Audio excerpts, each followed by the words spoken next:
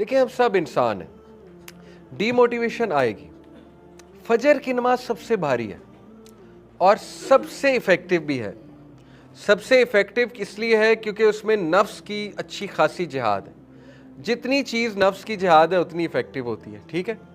तो people of फजर जो है ना, वो फिर स्पेशल लोग होते हैं, पीपल ऑफ फजर। अल्लाह हम सबको ये तौफीक दे। लेकिन आप देखें कि कभी कभी डीमोटिवेशन होगी आपको कि मैं क्यों उठूं फजर की नमाज में। तो देखिए जब आपके सामने ऐसे फ़ज़ाइल आएंगे कि इसके फ़ज़ाइल कितने हैं, तो आप उठ जाएंगे इंशाल्लाह, ठीक है। इंसान साइकोलॉजिकली उसको मोटिवेशन चाहिए। अल्लाह ताला ने इसीलिए कुरान में जन्नत के बारे में इतना तज़किरा किया है।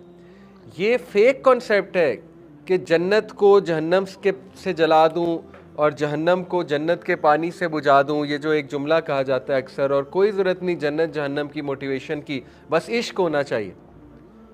ये एक अनरियलिस्टिक कॉन्सेप्ट है। जन्नत की भी मोटिवेशन चाहिए, जहन्नम की भी मोटिवेशन चाहिए। ये जो बड़े बड़े मैक्सिकन गैंग्स और इटालियन गैंग्स, ये थग्स बैठे हुए हैं, आप इनको कहें जाके इश्क होना चाहिए। भाई जब तक जहन्नम उन्हें बताएंगे नहीं जहन्नम क्या है, इन्ना बदशा रब्बी का लशदीद, तब तक वो कहाँ मानेंगे, तब तक वो क्राइम कहाँ छोड़ेंगे, ठीक है। तो इसीलिए मोटिवेशन ज़रूरी है। और फजर के लिए देखिए कितनी मोटिवेशन है, सुभान अल्लाह। अल्लाह के नबी सल्लल्लाहु अलैहि वसल्लम ने फरमाया, जो इंसान फजर की नमाज जमात से पढ़ता है, एक तो मैं उसका बता दूं कि उसको निफाक से अल्लाह ताला निजात देता है, यानी मुनाफिक वो नहीं हो सकता फजर की नमाज, ठीक है।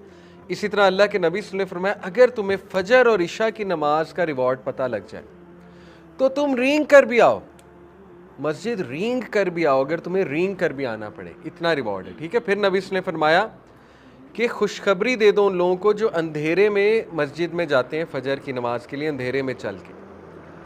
क्यों? क़यामत वाले दिन उनके पास लाइट होगी, बहुत ज़्यादा लाइट होगी। इसी तरह नबी ने फरमाया, मेरे लिए दुनिया की तमाम नेमतों से बड़ी नेमत, सबसे ज़्यादा इंपॉर्टेंट चीज़ मेरे लिए दो सुन्नत हैं फजर की। 2 रकात नमाज फजर की जो सुन्नतें हैं वो दुनिया की तमाम चीज़ों से अच्छी हैं।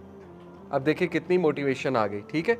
इसी तरह नबी ने फरमाया, फजर की जो तिलावत है वो फरिश्ते विटनेस करते हैं और फिर वो जाते हैं अल्लाह की तरफ और अल्लाह को रिपोर्ट करते हैं कि फ़लाना बंदा आया था, फ़लाना बंदा आया था, फ़लाना बंदा एब्सेंट था, ठीक है। ये बाकायदा रिपोर्ट करते हैं angel, they go back and report.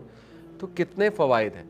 तो इसी तरह जब आपको डीमोटिवेशन हो तो ये फ़वाइद जहन में लाइएगा। अब हम वो फ़वाइद पढ़ते हैं इंशाल्लाह, ठीक है।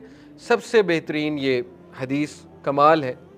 नबी सल्लल्लाहु अलैहि वसल्लम ने फरमाया, अगर एक शख्स के घर के बाहर एक नहर बह रही है या एक स्ट्रीम ऑफ वाटर है, आप में से किसी ने ट्यूबवेल में नहाया, कितना साफ़ पानी होता है, और ये मैंने पिक्चर भी लगाई हुई है, मतलब सर नीचे दें कितना मज़ा आता है। सख्त गर्मी के मौसम में गाँव में ट्यूबवेल अक्सर, ठीक है, तो बड़ा वो साफ़ शफाफ पानी होता है।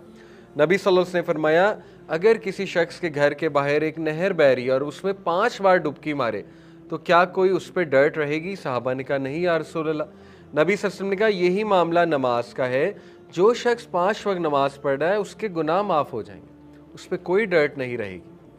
अल्लाह ताला इतना रहमान और रहीम है। अल्लाह ने तो इतने चांसेस दे दिए ह्यूमन बीइंग को, इतने चांसेस दे दिए हैं गुनाह माफ़ कराने के, फिर भी वो गुनाह के साथ आए क़यामत वाले दिन, तो फिर उसको बहुत